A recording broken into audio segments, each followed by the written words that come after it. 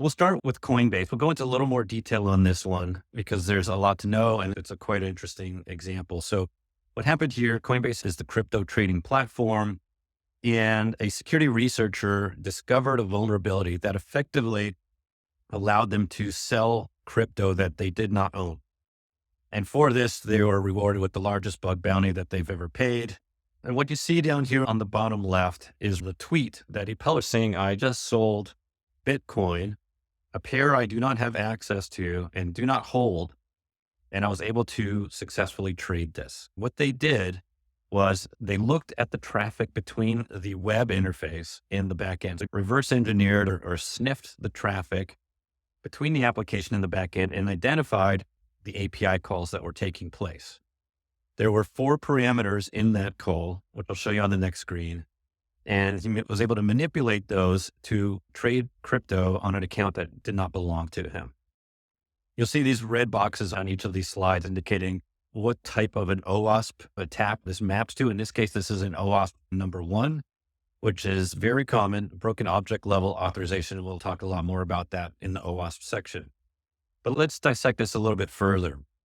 Here is what he was able to see in the traffic. And you'll see here in the yellow box, the 4 items, the 4 elements of a transaction. So there was the product ID, which is what he was trading, the order, so in this case, a sell, and then a source account and a target account. And effectively overwrote the source account to be an account that did not belong to him.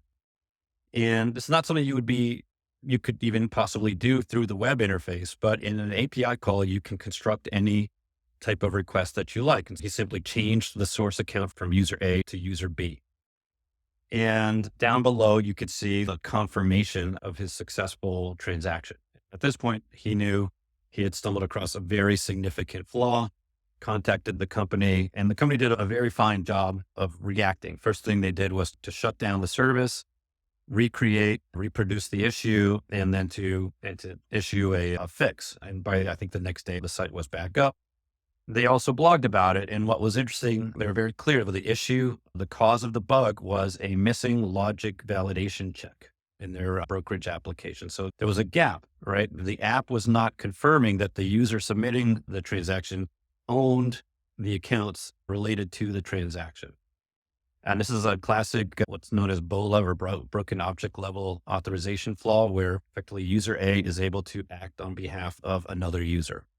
When this attacker tried that same request the following day, he got an error. And as you can see here, source account does not match product ID. So they were able to insert the logic into the application to prevent that type of an activity from happening. But until it had been discovered, that was a vulnerability waiting to be exploited.